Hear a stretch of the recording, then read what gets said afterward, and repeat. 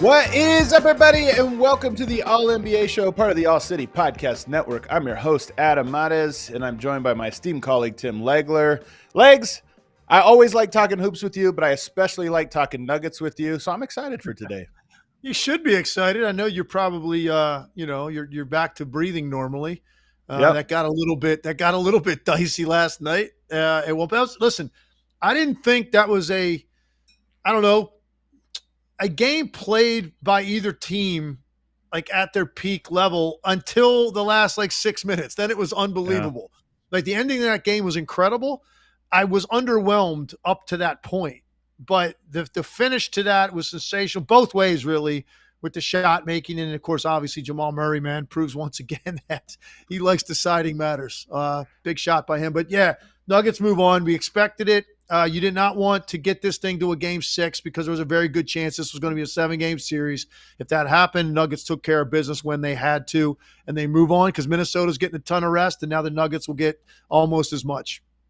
Yeah, that's going to be a great series. We'll kind of quickly touch on that. We'll get into that more later in the week, but we'll do the postmortem on the Lakers. We're also going to talk about Heat-Celtics, and we're going to talk about the Pelicans and where they go from here as the Thunder sweep them. But first, we are presented, as always, by DraftKings. Stay tuned because you'll hear more about DraftKings and all it has to offer throughout the show. DraftKings, the crown is yours. So, Legs, it's a 5-game gentleman's sweep. After sweeping the Lakers last year, it's a gentleman's sweep. The joke last year was that it was the closest sweep in NBA history. Every game could have gone the other direction. This one was a 5-game series, and no joke, it was very close. It felt the exact same way. Like if you're a Denver fan, I'm curious how inspired you are, how confident you are walking out of that. But at the end of the day, this Nuggets team knows exactly who they are, and it is most revealed during those clutch moments. And Jamal Murray, who did not have a very good series overall, playing on one leg in this game, very high publicized left calf strain, he still was able to put up 32 points, including the game winner. So let's just stick to this game for now. What stood out to you about this game, Game 5? I think I was concerned about the Nuggets early because I texted you, I'm like, why are they playing so slow? It looked like a team that was in – I remember in that one year being in the NBA Finals when the Heat were playing the Mavericks. I was in the building. Do you remember when the air conditioning went out? Yeah. Do you remember that? In the LeBron cramp game? Did the air conditioning go out? Did somebody? No, I was turn it off. Did somebody turn it off? I don't know. I don't know what happened. I know this. I was in the building and I did all pregame. I had no postgame, so I was literally sitting up like in the ESPN suite where the production was set up, and I had like a cocktail in my hand. I was watching the game as a fan, and I was drenched. My shirt was drenched. It was incomprehensible to me that these guys were playing, and the reason I bring that up is it looked like somebody turned the air off in the building. The Denver Nuggets looked gassed. They looked so tired. There was no push. When they're good, man, and that ball comes off the glass, and sometimes it's even make or miss, and they get that first surge up the court, right? And they get into something really quick hitting, and they get something up fast. That's when that's the Nuggets at their best. And I didn't see really any of that. I felt like for the first 3 quarters, and I was a little concerned about them being able to finish the game. But, man, they somehow found that second win. They found their juice. They found their energy. And a bunch of guys made plays in the fourth quarter. Murray made the biggest plays in terms of shooting, but there were a lot of other massive contributions made. Guys making shots, or in the case of Aaron Gordon, one of the biggest offensive rebounds he'll grab all year. An incredible play. KCP with a big shot. Of course, Jokic and Murray doing their normal share. So it was a team effort in the fourth, and they put the ball in the hands of that two-man game, as Mike Malone said after. No timeout. I trust those guys inherently. Best two-man action in basketball. Go get something good, and Jamal Murray did. And it mirrored game two. No timeout in that moment as well. It was just a, hey, you got the ball, the clock's winding down, no timeout needed. Don't let anybody game plan. Just go down there and do your thing. And it was funny, after the game, Jamal Murray was asked what was different about this one. And he said, this time I went left, which I thought was so funny. Right. And I actually had an opportunity I drew this play up on Van Pelt last night. We talked about the play, so I was talking about some of the things that, what the little small details of that play that made it important. One was what you just said. The first time there was 2-man action with that side cleared out, but he went toward the corner, got the switch, hit the fadeaway. And this time he comes up and he takes the ball toward the sideline and he points at KCP and says, "Get out. I want you to go to the other side of the floor because I want this whole side to myself." I think that's their best action. The 2-man game with that side empty and Murray coming to the middle of the floor so that Jokic has that entire side. If you force Murray to give it up, he's going to kick it to Jokic, who's going to have space to either shoot a little shot or he can quickly go into a spin game, back you down. But there's nobody in the corner to get into his lap or on the wing to sink down. He's got the whole side to himself. So I love the spacing on the action. I love the read. And then one last thing I pointed out, I don't know if you noticed this, but I thought it was important. As Murray goes toward the sideline, Adam, Anthony Davis is jammed up on Jokic. He's got his arm around him. And it told me if Jokic goes to set this screen, AD was going to ride him over there and then jump out. And it was going to be a hard hedge, maybe even a trap, because we were getting deep into the clock. Jokic did this interesting thing. It was almost like a swim move with his arm. So he didn't fully extend to push him in the chest to get him off of him, which could have drawn an offensive foul. He did it without really extending his arms, but he swung his right arm over, bumped him a little bit, got him back on his heels, and then ran over to the screen. And the result was he had about 6 feet of space he created between himself and Anthony Davis, and that forced Anthony Davis into drop coverage. At that point, because by that point, Murray was coming off the screen. If AD tried to run out there and hedge, Murray was going to go right around a 7-footer out there. So Davis had no choice but to sort of change his angle and now head back toward the paint to cut Jamal Murray off. And it ended up being he couldn't get there. He didn't affect the shot. Murray pulled up like 12 feet and hits the game winner. But it was like a little subtle thing that Jokic did to create separation, to go set the screen, to give Jamal Murray more space when he came off. And I thought it was a really smart move, and it was probably not a lot of people picked up on it. There's so much we could break down in that final play, because why is Denver so good in the clutch? Why is it that they always win these games, these close ones, and when they get the ball, no timeout needed, you know what to do? The reason is, not only do you have the perfect guys spacing the floor, 2 shooters and a guy in the dunker, not only do you have a perfect pick and roll, point guard and center, that play off each other, and they have the chemistry to know everything, but both guys are so crafty in those details that you're talking about. Jokic knows Anthony Davis is pushing us into a spot that's going to lower our odds of scoring here by 10%. He's pushing it too far up the floor. The shot's going to end up being farther and everything's. So Jokic, to your point, I love it, because in the bubble, when they played the Lakers, Jokic was in foul trouble a lot in that series, and Dwight Howard was getting physical with him. And I remember one call specifically. Dwight Howard has his arm across his chest, just like Anthony Davis did last night. And Jokic grabbed his arm and pushed it up over him like this. And they called a foul on Jokic. They called a foul, say he can't move his arm, which I thought was weird, because I thought you owned, sort of your space. But Jokic learned from that the thing you're talking about. Okay, if I can't touch his arm, if I can't push it off, then I'm going to put my arms up and around and then walk through. So now he is grabbing me or holding me, and he's forced to sort of remove his hand. As soon as he removes his hand, you carve out a little bit of space, you push it lower, and it's all just, we're talking percentage points. Your odds of making that shot go up from 45% to 47% or 48% because you lowered the screen now just a little bit lower. So I think you're 100% right. This is why the Nuggets are so good. They did not play well in this series. And I tip my hat to the Lakers, because I think the Lakers gave them all they could handle, made life difficult for them. I thought Anthony Davis did a fantastic job defending Nikola Jokic. I know it's crazy when you see Jokic's numbers, but he did a great job against him. But Denver just owns the percentage points. How do you turn a 40% play into a 45% play, a 45% play into a 50% play? They own that, and it's why in the clutch you have so much faith in them to not necessarily make every shot, but to give them the best chance to make every shot.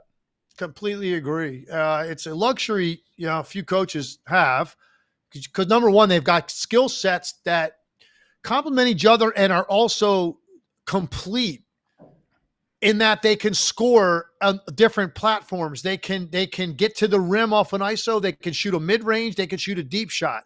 All three, both of those guys can do all three things. So that's a luxury. Not all coaches have two players that they can trust that have the skill set required. Whatever the situation dictates, that's the play. And your skill is going to allow you to do it. But it's also the IQ to read what that is. That's the other thing that you have to have. And they have it.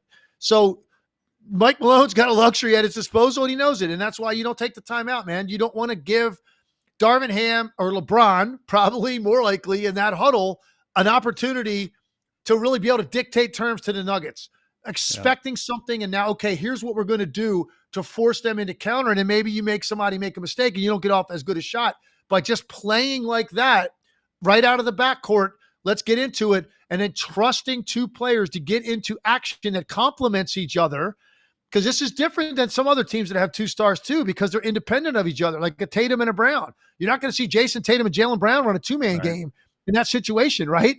If they're independent of each other, there'll be somebody else in one of those guys handling the ball.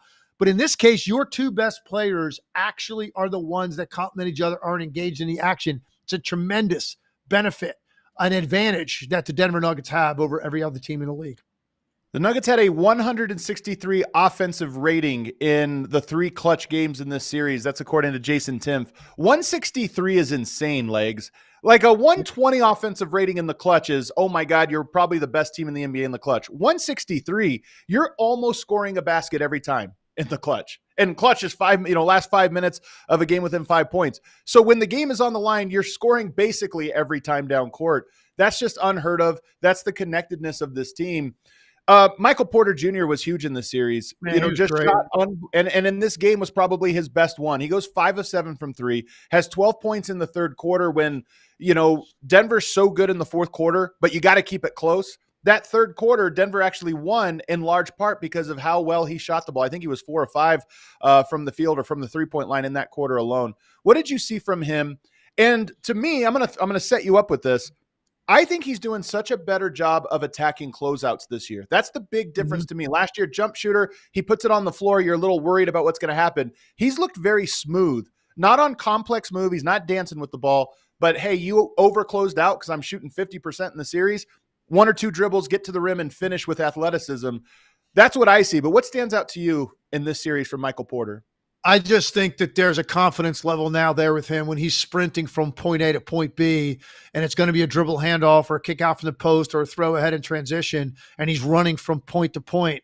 The anticipation of the release is so crystal clear in his mind now. And I think that just comes with having some success, being an important cog in a championship level team that's expected to win, and you're an important part of that, and you've played well in pressure moments. I mean, it all comes with the territory. You get a little bit older, you get a little bit more maturity, you've been through some adversity, and now you're on this team that, are so confident in these moments. So I just see from start to finish every game, Michael Porter Jr. now is a guy that I just look at, he's a problem now. Like, he is a big part of it. It's not anymore like, hey, if Michael Porter Jr. plays well, or every time you talk about the Nuggets before, you talk about X factors. Well, if Michael Porter Jr. does this, right, that's how you talked about him.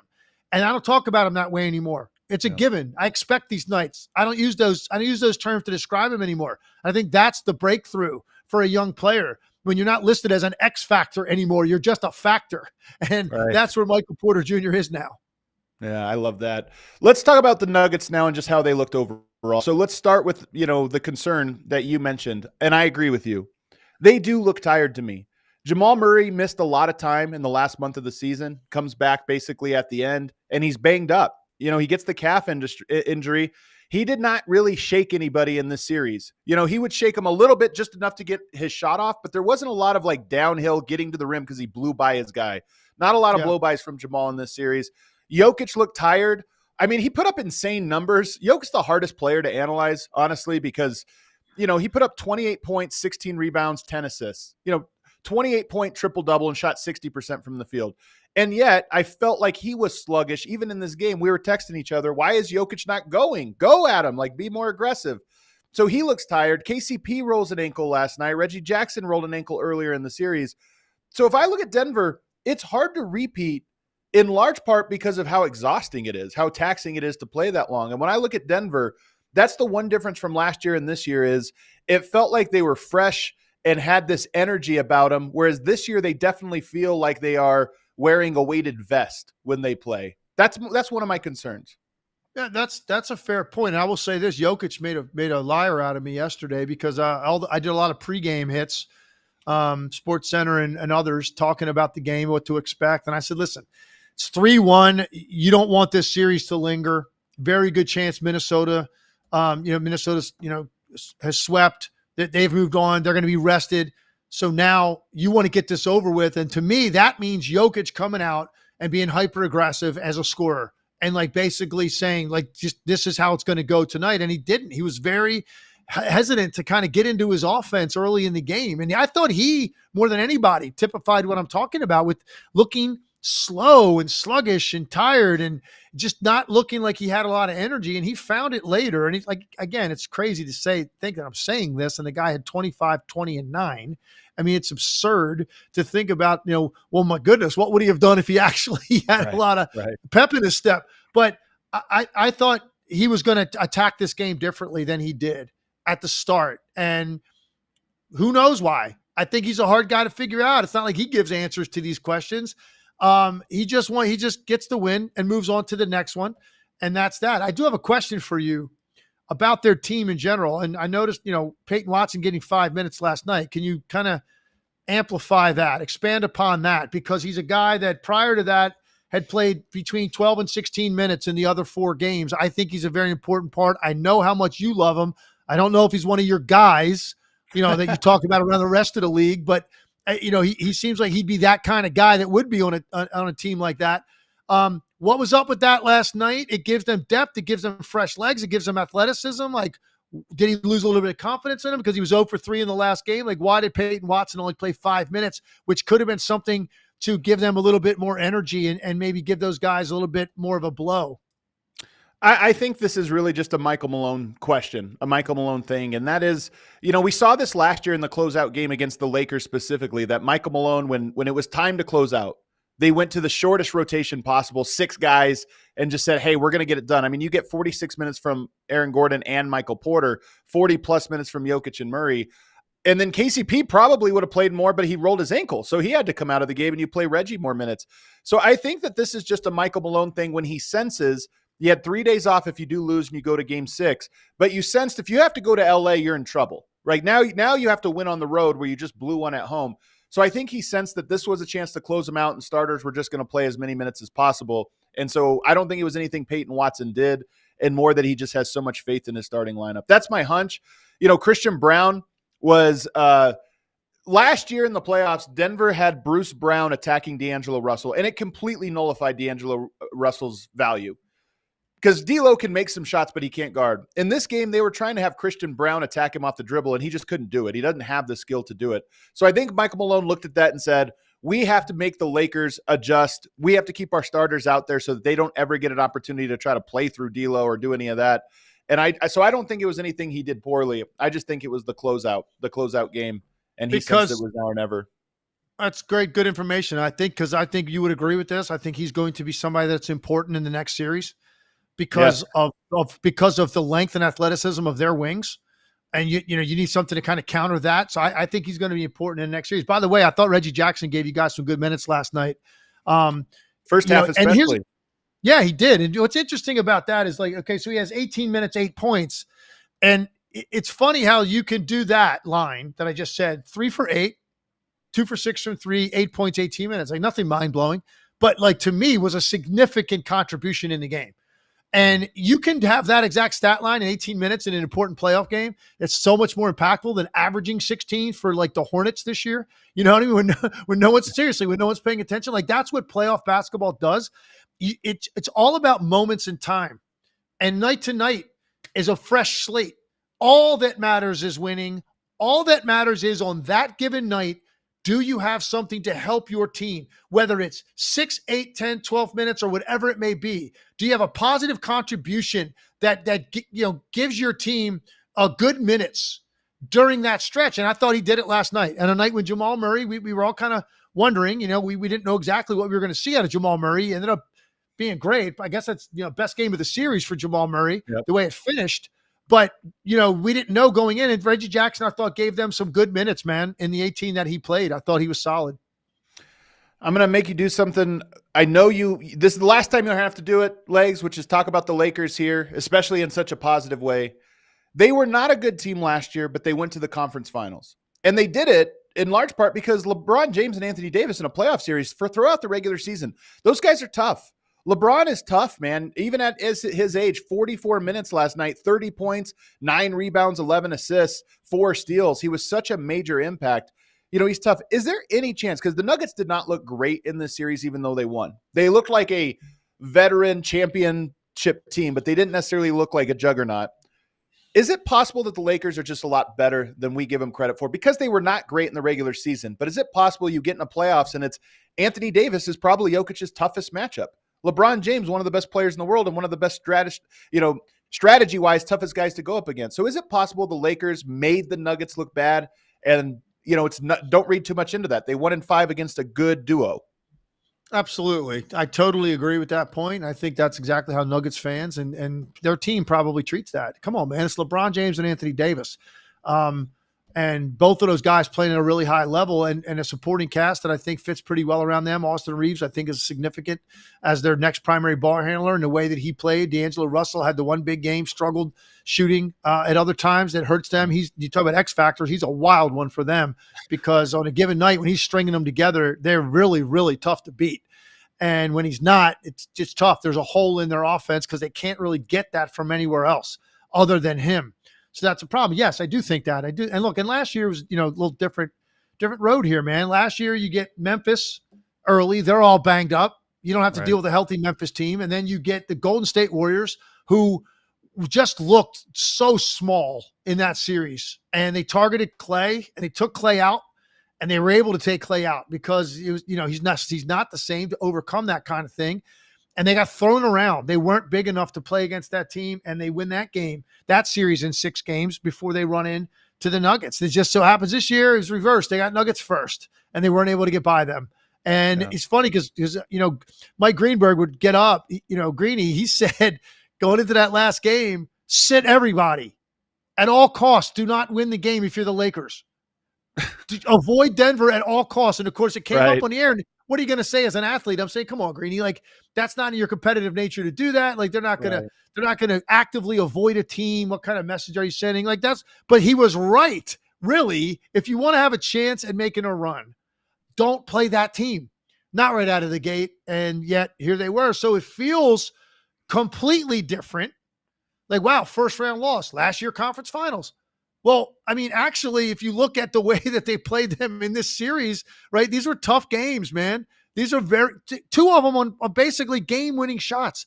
One with a second and a half and one at the buzzer. I mean, that's what it took to beat them in 5, and yet it's a first-round loss, so it looks like completely different and much worse outcome to your season. The truth is, no, they played the Nuggets even tougher. They just got them earlier. That's really all it was. So, yes, to your point, I agree with that. The Lakers, I think, are better than you give them credit for because their regular season typically is just a sideshow for waiting to see what it's going to look like, when April 15th gets here.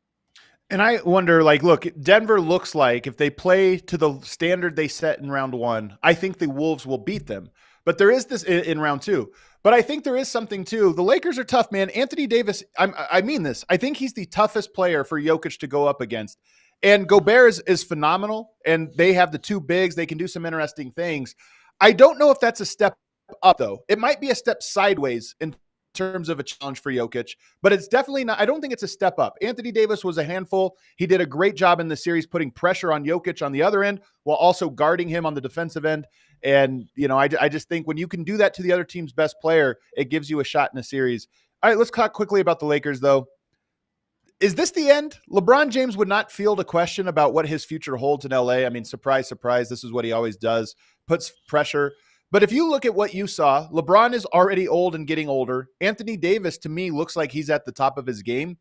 Is there a team to be built around this? Or do you look at this and say, as great as that duo is, you can't realistically build a successful team around them? Which way do you lean? I think the problem they're going to, I think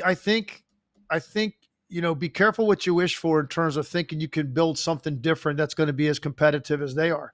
I think you can build around these two guys. LeBron doing that is, like you said, it's typical. He is the most passive aggressive person I've ever seen with this kind of stuff. Like, I think he likes the attention a little bit around it, and it's going to linger now for a while. And he talked about going home, and all that stuff's true, by the way. Go get back with your family, man. You got a son playing AAU, one trying to decide on what to do about the draft, daughter playing volleyball. Like, all that was true, man. And I get it as a parent. Like, season ends, it's like, okay, man, I'm on to that. But not answering that question, or answering it the way that he did, he knows what he's doing. That's why he thought about it and said, I'll say the perfect thing here to get everybody kind of freaking out. And this is going to last for 2 months now as we wait and see what that's going to be. I do think you can build a team that's competitive around them. Here's the problem they're going to have repeatedly. The regular season for the Lakers with a player that's turning 40 and Anthony Davis, who this year, give him credit, 76 games, that's an anomaly for him. That won't happen next year. It's just not feasible in this conference to try to come from where they are late and lap the field. Okay? It's just not possible, man. When you're going to come from the play-in, or you're going to come from the 8th spot, and this is who you could end up with when you're rolling the dice like that. You have to prioritize the regular season to give yourself an advantage early in the playoffs, to sustain some momentum, to make a run. When you're doing what they did this year in a regular season, with all the injuries and just seemingly not meaning that much to them, you set yourself up for this scenario where you get this team early. And by the way, next year, maybe it's not the Nuggets. Maybe it's a better Timberwolves team. Maybe it's a better Oklahoma City team. Right. Maybe it's a better Dallas team. These are teams that are younger, with young stars that are saying, you know what, the West is ours now. And Jokic is included in that, by the way, because he's still a young star. The West is ours now. Thanks to KD, LeBron, Steph. Appreciate everything you guys did for the league. Our time is now. We're taking it. So it's not necessarily even Denver. Next year could be a different team they run into out of the 8th spot, or a play-in, and you get rewarded by playing a 60-win team that's got young stars. So that's the biggest problem for the Lakers. How do you prioritize a regular season in more of a way that gives you a better chance early in the playoffs to get some momentum and make a run? That's the challenge they're going to have. LeBron and AD are still good enough at the top of their game to compete with any team in the league, assuming that you always try to improve the surrounding parts of your roster, Adam. But I just don't think the regular season is ever going to be something that's going to position them in the best way to make a legitimate run.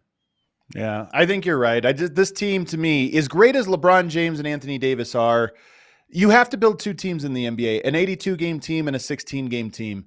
And oftentimes you need overlap. Obviously, there's a lot of continuity there. But in the case of the Lakers, I think it's two completely different teams. And I don't know how you do that with how many holes they would have to fill. That's a tough one. All right, that's it. Listen, last thing on this real quick. So this is going to be fascinating to watch, man. The draft is before free agency. Yeah. When LeBron can opt out. With the 60th pick in the NBA draft, the whoever take Bronny James. Not taking him 60th. You're not giving him a second-round contract and getting LeBron. I think he has to be a first-rounder, I would guess. I don't know. Who knows what conversations take place behind the scene, man? Come on. Like, I'm just saying, and because LeBron won't have to make the opt-out decision until after that's over.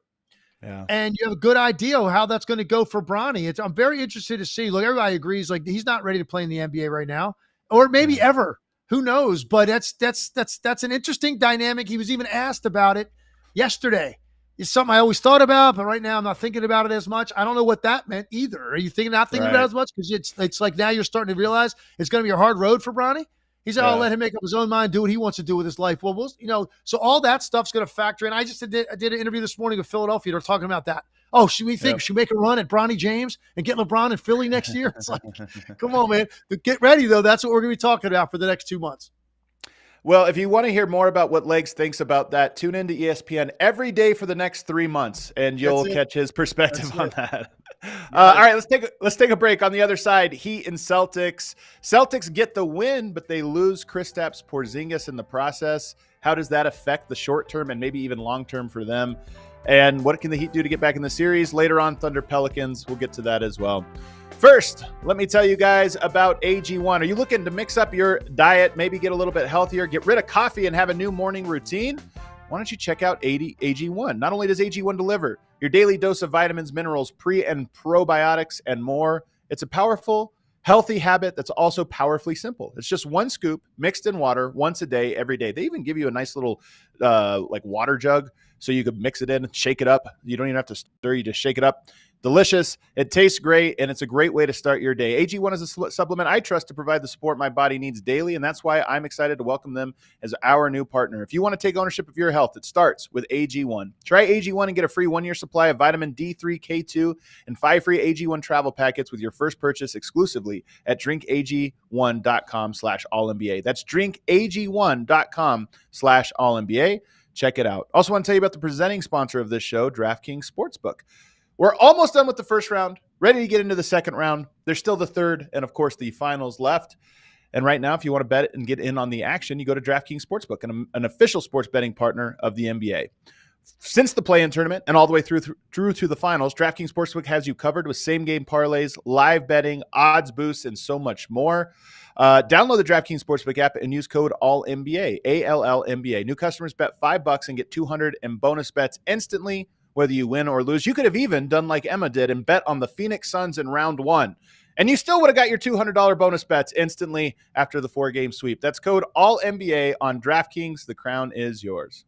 Gambling problem? Call 1-800-GAMBLER. Or in West Virginia, visit 1-800-GAMBLER.net. In New York, call 877-8-HOPE-NY or text HOPE-NY 467-369. In Connecticut, help is available for problem gambling. Call 888-789-7777 or visit ccpg.org. Please play responsibly. On behalf of Boot Hill Casino and Resort in Kansas, 21 and over. Age varies by jurisdiction. Void in Ontario. Bonus bets expire 168 hours after issuance. See dkng.co/bball for eligibility and deposit restrictions, terms, and responsible gaming resources. Back here on the All-NBA show, me and Tim Legler doing live shows 4 times a week on YouTube. But if you miss us on YouTube, you can always download the podcast wherever you get your podcasts, Apple, Spotify, whatever it is. It always is published like 5 minutes right after the show, so you won't miss it. And throw us a like. If you're watching in live, if you're watching late, leave us a comment. We'll check those out later on. Even Legs is checking out the comments, you guys. Let's get into the Celtics now. They dominate the Heat. They're up 10 in the into the first quarter. They're up almost 20 at halftime, 25 going into the third. This was not a close game. They have dominated this series since game 2, and we thought maybe Miami would get interesting. Turns out it's hard to make 23 three-pointers multiple times in a row. What did you see from this game? Before we get into the Kristaps part of it, what did you see from this game other than maybe Derrick White going nuclear from 3? Well, I thought Game 3, after that loss, Boston came out and they set the tone with defensive pressure all over the floor like only they can in the Eastern Conference. And it completely just dismantled Miami offensively. And it wasn't quite that level in this game, Adam, at the start of the game. They were definitely understanding that, like, okay, we can't even think about this thing getting to 2-2. So they were definitely in a state of readiness, but it wasn't the suffocating defense I saw at the start of Game 3. The difference, though, was Derrick White went nuts early in this game shooting the basketball, and there's a lot of things you can do to prepare for the Boston Celtics. Defensively, Spo's always going to have them ready, and that team's going to compete. They're incredibly offensively challenged. I mean, it's almost sad to watch that team offensively without Jimmy Butler, without Rozier. They just don't have options to get baskets. But they're going to compete. They're going to be prepared. But you can't prepare for that. You can't prepare for Derrick White getting that hot, man. And he was running into 3-point shots off transition like he was Klay Thompson. Like, that's how fast he was letting it go because he was so sure. And by the way, none of those shots in the first half touched anything but the bottom of the net. It was so pure. And yep. He was like, he had a smile on his face at one point. They hit one and they called timeout, and he kind of had this look on his face like, guys, this is really something, huh? Like, because that's not Derrick White's game. He's capable of being an impact player. I think he's one of the more important players in the entire conference, truthfully. But you don't expect that. So that was pretty much, to me, set the tone for the night, set the tone for the game. Miami already challenged. It's going to take everything they have defensively. And now Derrick White's going to go off to that extent. You're not overcoming that. So it was business-like. It was very professional approach. They were not going to let Miami get breath and get life. And now they go home and they close out the deal on their home court. Derrick White, after the game, had some incredible things to say about his coach, Joe Mazzulla, saying that what he loves playing for him because he gives him such confidence. To me, it's one of the most – I think that the average fan's perspective of coaching is kind of funny because I think it's football coaching is what people think of. It's all strategic, what play and how do you do this. And what I observe from covering this league for 10 years, and I'm curious if you agree, so much of coaching is leadership, it's culture setting, and it's giving the guys the appropriate amount of confidence or discipline or whatever it is is needed. And to me, whenever I hear a player say that, hey, this coach is the one that has me playing confident enough to make 8 threes in a playoff game. You know, Derrick White, who's been a very good player for a lot of his career, but to be that level of impact player, to score 38 points, to me, I always take note of that because I think it's such an underrated thing. Some coaches suck confidence from players. Others are able to give it to them. Single most important thing you can do as a coach. And I had this experience when I got to Washington because prior to that, I'd been in Golden State, Dallas. I had some 10 days early in my career. Then I had a couple good years in Dallas, Golden State. But at the same time, I could tell there was a closed-mindedness from the guys I was playing for that it was all tied into shot making, period. And so you put a lot of pressure on yourself. That's your entire worth was in their minds was dictated by that. I knew there was a lot more to my game that I could help even the nights I wasn't shooting well, but I needed somebody to see it, to believe that, to let me play through mistakes, play through missed shots. And that changed when I got to Washington, and Jimmy Lynam did that for me. And I saw it right in the beginning. And about 2 weeks into camp, he came up to me one day, put his arm around me and said, you know, I didn't know enough about your all-around game. We brought you in here to shoot the ball, but you're a lot more than that. You're going to be on the court a lot for us when the game's on the line because you're a winning player and you do a lot of things that don't show up beyond your shooting. And it was like meant the world to me. You know, I was 27 years old at that point and had fought my rear end off to get there and establish credibility. And by that point, people accepted, okay, this guy could definitely shoot, play in the league. But this was going to be different now. I was going to take it to a totally different level. And that's the year I led the league in three-point shooting. I won the three-point shootout. Like a lot of that had to do with Jimmy Lynam and his communication with me. And I noticed him at practice early that year, talking to every single player at some point in a one-on-one basis every day at practice. He made sure he got a couple minutes with each guy, even the 3 or 4 guys we had that weren't playing. He wanted to make them, you're an important part of this. Like, I see you, you have value to me, and here's why. And I think that's kind of what Derrick White's talking about, man. And the coaches that can unlock that, it creates a mental freedom in your mind that you could play so liberated. And it's just such an incredible feeling as a player because all of these guys can play, man. They all can play. It's just a matter of feeling that. And Derrick White described that. I thought it was so important to hear because it transfers all the way down to youth coaching, man, and what you can do to a kid's confidence. And that your job is to make them feel confident, value them for what they do well, protect them from their weaknesses. That's your job as a coach. And Derrick White described Joe Mazzulla in that way. If you told me that Derrick White could have this level impact in every series, and look, he's a phenomenal player all the time, but I'm saying all year long, we've talked about the Celtics in the clutch. What do they look like? And I think the ball gets stagnant. And all year long, I've said in the clutch, Derrick White to me is the most important player because he's the guy that can put the downhill pressure on the rim off the dribble, which not that he needs to be the scorer, but that when you have a guy putting pressure on it in that way, it gets the defense moving and then you're getting it to all your other great scores. So if you told me that you were going to get that Derrick White once or twice in a series, I would say the Celtics are for sure winning the title. They're that talented. They have so many guys. So to see them have that in what was really a pivotal game, I know it's kind of funny to say because they're up 3-1 against an 8 seed. But if that series goes 2-2, you start to get nervous. Things get a little bit touch and go. He came up in a big moment. If you told me they had that, I would be buying the Celtics a lot more. The fact that they got it in round 1, definitely take note of that. Is there anything else you want to see from the? Oh, let's talk about Porzingis actually real quick. He leaves the game 14 minutes into it. Yeah. Right calf. He'll undergo imaging today. Early indications that he has not ruptured an Achilles, which obviously would be the worst news. I would keep him out not only this year, but likely all of next year as well. But that maybe it's more of a calf strain. That is the calf strain, by the way, the injury of the year in the NBA. Yeah. I don't know, it's like the 8th calf strain. Yep. But nonetheless, those are injuries that affect you. Even if you're able to play through it like the way Jamal Murray just did, it affects you. So how big? Porzingis is one of the guys where you don't have a replacement for. There's no guy like Porzingis on the roster. How big of a loss would it be, even if he's able to play but is hobbled, is not 100%? Yeah, the The calf strain is the modern day plantar fasciitis. Do you remember when that was the thing that was like, oh, I even dealt with it. It was like all over the league. Oh yeah, absolutely. It was interesting because it was the most incredible pain I've ever felt right at the bottom of the center of my heel. It felt like there was a rock in my shoe at all times. And there's a couple ways to handle it, man. You could kind of treat it for a couple months and it probably won't go away. And you come back, try to play, it's going to come right back. Or you get surgery, which my teammate Mark Price did at the same time, was dealing with it in Washington at the very end of his career. He got the surgery. He missed the entire year.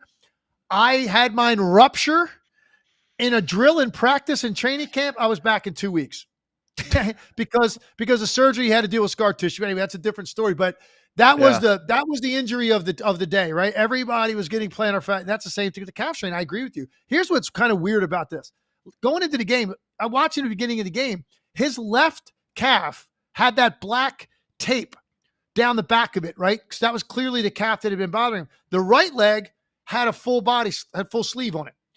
Well, earlier he pulled up and grabbed his right leg and was like, oh, and I was going to set a screen. It was kind of like, wow. And then he kind of walked it off, but it was weird. And then 2 minutes later, he grabs his left calf. And I'm like, what is wrong with this guy's calves? Like both of them are jacked up. And look, by the way, isn't that kind of a similar reaction to what Giannis had? Yeah. And guess what? We're still waiting for Giannis. How long has it been now? Yeah. How long has Giannis? Yeah. When did that happen? 2 weeks ago? 3? Maybe more. Maybe 3. Yeah. I mean, and look, this is the interesting thing about that series. At any point, because he's over there, he's on the bench, he's cheering his team. At any point, he's going to run on the court before a game. And we're like, when? Nobody knows. But the fact that he's been out that long, that's not a great sign for the Celtics. And Porzingis, by the way, put his jersey up over his head, leaving the court. That's a telltale sign. Nobody knows better than the athlete what's going on, what he feels. It's scary. He feels something that is very concerning to him. Who knows when we get him back? That is a major storyline. Can they get by Orlando or Cleveland without Kristaps Porzingis? Yes. And they probably can even win the next round without him. There's a very good chance of that. But I don't think you're winning an NBA championship without Kristaps Porzingis. Yeah. But even the next round, so they, a little bit of luck here in that, look, the Cavs and the Magic, I don't want to disparage them, but they're flawed teams. Both of those are flawed teams. But Porzingis, if he were to miss that whole series, I know we're getting way ahead of ourselves. They still have to close out Miami. But do you see this as, hey, they have a lucky break because they wouldn't face, the Knicks or the Sixers or whoever comes out of that side. They wouldn't face them to the conference finals. So maybe you have a flawed roster that you would go up in round 2 and you could survive that to allow them to get back. Or am I getting too far ahead of myself even thinking about this stuff? Probably, yeah, probably. I mean, the thing is, you got to get more information and find out, and it's been a little bit slow. They're probably trying to figure out exactly what the deal is. By the way, Toby in the chat, thank you for the information. It's 3 weeks today. Giannis got hurt. So we're at 3 weeks. Clock is still ticking. They're down 3-1, by the way. They're now in a perilous situation to lose this series. So obviously he's going to do anything he can to prevent that. If he could play, he's going to play. Even if he's limited. The fact that he's not out there tells you, man, he's still feeling something he is not comfortable with. So that's not exactly a great sign for Kristaps Porzingis and the Boston Celtics going forward. We got to keep it moving here because we've only got about 12 minutes, but the Thunder close out the Pelicans in an ugly game last night, 97-89. Brandon Ingram, your guy, goes for 8 points in this one on 2 of 14 shooting, 4 rebounds, 6 assists. He was rough in a closeout game, maybe his last of the Pelicans, but the Thunder to me are the story.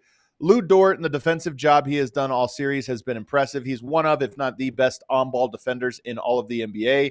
And then this young team just continues to play this balanced style. Everybody, all the starters in double figures.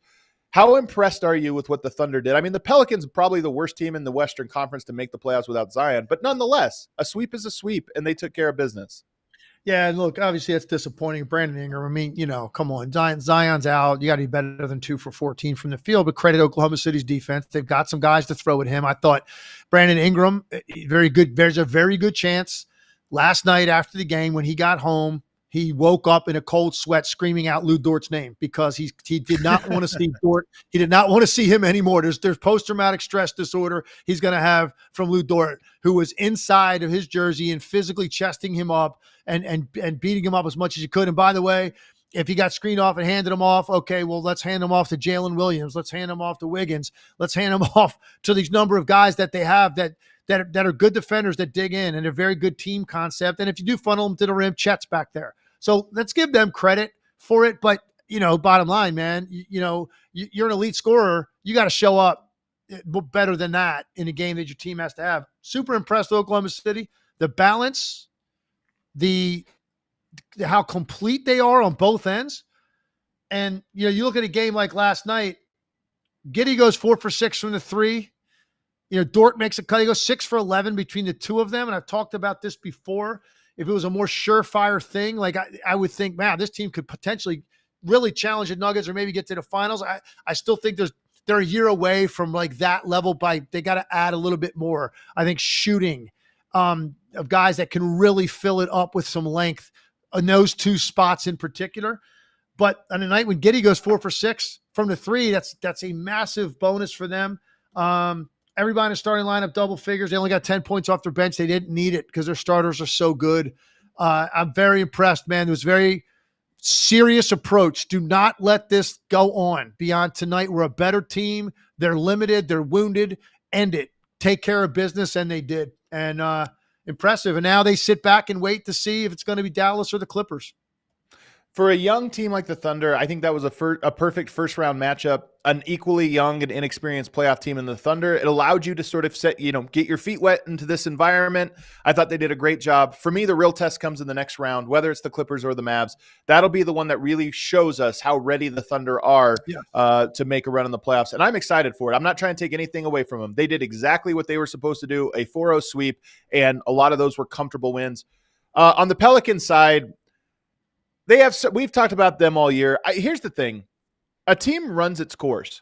And to me, Brandon Ingram, Zion Williamson, if you told me they were going to be healthy, if you told me they were going to be this or that, at a certain point you go, you can't just keep waiting around for it. To me, I think that the Pelicans have to make a major move this offseason. They can't just, we need a new coach or we need to move maybe we trade around a McCollum or this or that. I think one of Ingram or Zion has to go. I think it's really hard to know, to bet on Zion just because of how often he is out of shape and how often he is injured. But to me, I think if I was New Orleans, there's no question this would have been the last time I saw Brandon Ingram wearing the Pelicans jersey. What do you think?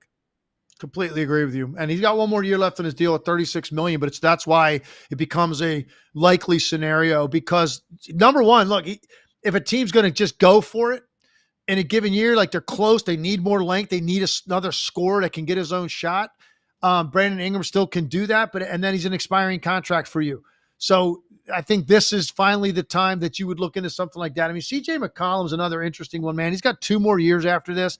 CJ McCollum's definitely I love CJ McCollum's game. I love when he was paired with Lillard. He was really clutch, and he was such a great running mate for him. And they were such a tandem in the backcourt because they were both kind of 1-2 combos.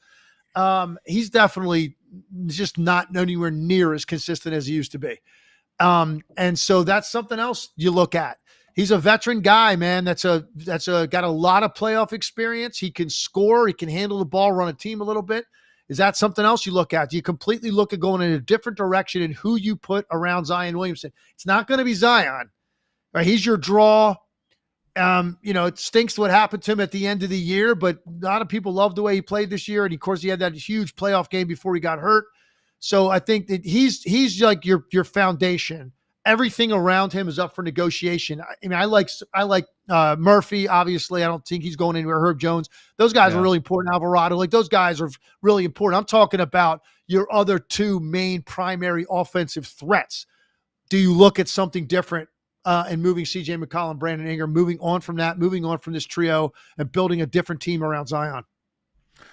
To me, it's a no-brainer. I still think Zion you have to rely on. People in the chat and perhaps people following the Pelicans more closely, or maybe that's their team, saying that they believe the organization values Ingram more. That's insane to me. Brandon Ingram's he's a bottom 5 player that I would most want to trust. My job, if I was a front office person, that's not a guy I would stake my job on. And if I was a fan, it's not a guy I would stake, my title odds on. So we'll see what happens there. Interesting offseason for them. All right, let's get to our final segment here where we look ahead to the weekend and check out the odds on tonight's game. I'm sorry, not the weekend, onto the night slate and look at the odds from DraftKings Sportsbook. This segment, of course, is presented by DraftKings Sportsbook. We've got the 76ers and the Knicks tonight. The Knicks are favored to close this thing out, 4.5-point favorites. Legs, what do you think about that, and what do you want to see tonight in that game from the 76ers and the Knicks?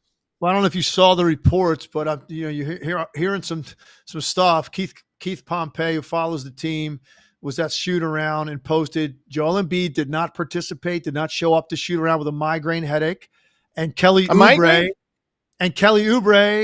has some sort of illness. He didn't come to shoot around. All right, your season's on the line. The series has been a war. It's going to be a war in Madison Square Garden tonight. That doesn't exactly sound like Braveheart grabbing the flag and running over the hill. I mean, it sounds like it's a mindset, right, of inevitability, and that's not a great sign. Look, do I expect them both to play? I have no idea. Hopefully. And you'd have to be, missing a limb to not participate in this game tonight with your season on the line. But you can imagine how Philadelphia fans reacted today hearing that news. And Philadelphia sports media is crushing them right now. So that's not a great sign for what we're about to see tonight. If they both play, it's going to come down to what the other games have come down to, Adam. A handful of possessions, most likely in late or throughout the game, where the Sixers have come up small in these areas, keeping guards and wings off the offensive glass. All right, Josh Hart and Anunoby and even DiVincenzo, those guys are killing them by running in and getting second shots. Their offensive execution in tight spots, it was an abomination the last 6 minutes of the game the other night of what they were trying to execute with Joel Embiid, a non-factor, basically standing on the perimeter or standing in the corner. No idea what they were trying to accomplish. They've got to obviously also, you got to start doing something different with Jalen Brunson. I mean, the guy is treating them like Luka treats people, like Jokic treats people, like LeBron treats people. And I'm not saying he's not a great player, because he is. He's proven he's a great player. He is absolutely a one-man wrecking ball for that team offensively. You got to cut the head off the snake off. So let's see what the Sixers do to adjust, because these are winnable games. And you're talking about it's going to be close. Make the plays, get it back to Philly. You're down 3-2, win a home game, you're in a game 7. I mean, that's kind of how you have to think. It's not like they've been smoked 3 times. This is a very close series. You can win a game and get this thing back to Philadelphia. But I don't like what I'm hearing about guys not being at shoot around and they've got headaches and illnesses, man, going into this game. That's just not what you want to hear if you're Tyrese Maxey, if you're Nick Nurse.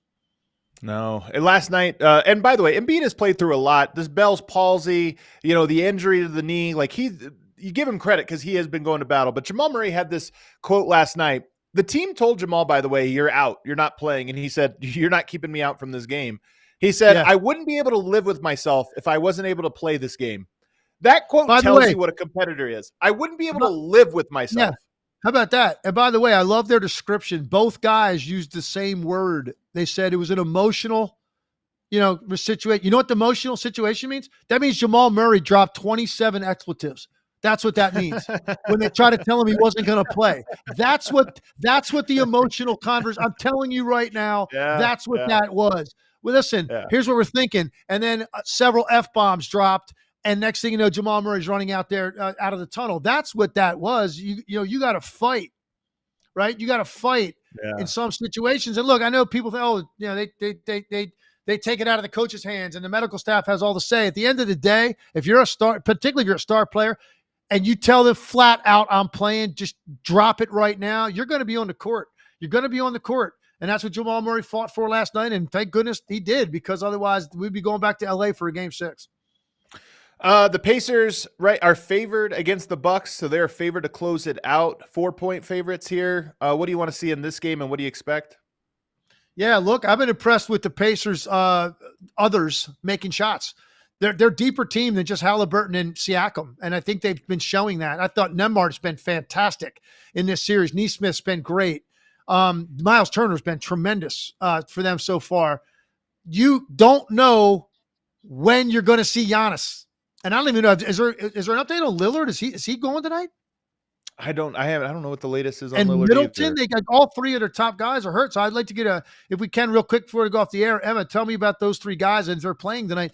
Giannis, at any point he's going to play. So if you're the Pacers, while there's doubt in the air, you need to end this series, because if they lose this game, somehow, and then Giannis and Lillard make an appearance here at the end, they can flip the switch, obviously, flip the script on this series. So Pacers need to get it over with. I picked them to win the series, Adam, and I think that they will. They're more complete, they're more whole, they're healthier, and they play a really tough style of basketball to defend for Milwaukee. Looks like latest report is doubtful for Dame, so maybe that one just finishes out. But the game of the night, Legs. You might disagree, but to me, it's the game of the night. The Cavs and the Magic. The Cavs just got blown out 2 times in a row. Twice they got blown out in Orlando, and yet they're 5-point favorites.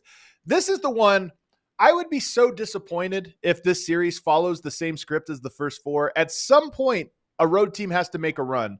I think tonight's the night. I love the Orlando Magic. It's my team. I think tonight's the night they make the run and make the series significantly more interesting. All right, Adam, you ready for this stat? 4 games played, there has been 1 lead change. Was it 6? It was probably 6-7 or something. I didn't even go back and hunt when it was. I wish I had done more research. That would be pretty funny, right? 13-12, game 2. 1 lead change in 4 games, and it's 2-2. Like you would expect that maybe if it was a 4-0 sweep and it was just a total mismatch and annihilation. It's a 2-2 series. We're talking any other series that's been played, right? Since I've been at ESPN, 2-2. Get me a seat by the TV with a bucket of popcorn, man. This is it. And yet I feel like I don't have any feel for that series at all. That's why I'm really dying to, and I will be tonight, watching that game in its entirety. I expect to be talking about that game on SVP tonight afterwards because I have not talked about that series on the air yet. I'm looking to do it tonight after the game, and I'm going to watch every play of that game, and hopefully we get some drama. Give me some drama in this series. My goodness, you would think we're due, right? So tonight it has to happen. Franz Wagner had been in a mini slump, and he just went for 34 points on 13 of 17 shooting. One game sometimes can bust you out of a slump, and I'm hopeful that tonight is the night for Franz Wagner where he strings together a couple in a row. All right, you can hit that outro music, Emma, but we have a couple super chats to get through here, Legs. The people are super chatting us here. Psycho Blue says, Basketball Cthulhu thinks the Nuggets need to stop playing with their food and put the pedal to the metal. They shouldn't have gotten so close. The T-Wolves are peaking at the right time. 100% agree that the Timberwolves are peaking at the right time, that they have sort of been good all year, but seem to be coming together. The vibe with that team is great, but at the same time, every series has its own personality, Legs. I'm such a believer in this. You go to game 7 in one round, it does not mean you're going to go to game 7 in the next. You sweep in the first round, it doesn't mean you're going to sweep in the next. I think this series will have its own personality, and both teams will look different in certain ways. I completely agree, and I think here's the good news for Denver. 4 days off. 4 full days off to get your legs energized, to anybody that's dinged up to get better. And I predict that will be the best series of the entire postseason, including the NBA Finals. I kind of think the team that comes out of that is going to win the finals, but we'll see. Hotspot Casino says, if OKC and Denver get out of the second round, OKC will beat Denver. They're equipped matchup-wise to beat Denver. Dort dominates Murray. Plus, OKC has already beat them 3 times. A spade is a spade. Shrug emoji. What do you think, Legs? Well, first of all, I think OKC is going to have their work cut out for them against either Dallas or the Clippers because I like Dallas to go to the conference finals. Obviously, they let it up. They were not ready to play the other night. Started that game defensively, and now they've dug themselves this hole. It's a best of 3 series. 2 of those going to be in LA. I don't know if Dallas can dig out, but whoever wins that series, I think that's going to be a very challenging series for Oklahoma City. They might answer the bell in a big way, but either way, I don't think they're beating Denver. I still believe Denver ends up in the NBA Finals. What's next? Jay Rich says, just saw a dope Jamal Murray made a shot shirt on Etsy and a shop selling fictional yoke horse merch. Hey, guys, DNVRlocker.com. Support this show and this network, the All-City Network. DNVRlocker.com has that shirt you're talking about. Etsy just steals them. What else do we have? Jay Money says, who gives the C's more trouble, Knicks or Pacers? What do you think, Legs? Probably the Knicks, but I'm telling you this. I think the Pacers, they survive this and they get through this Milwaukee series. I think the Pacers have a great shot in the next round. I just think that they have a style of play and they're whole. They're whole right now. And I think that the Pacers are going to be a difficult matchup in that next round. And wouldn't be shocked if the Indiana Pacers end up in the conference finals against Boston. That does it for today. We're off tomorrow, but we're back Thursday, everybody. Thanks for watching the show. Hit the like button on the way out. We'll see you guys next time.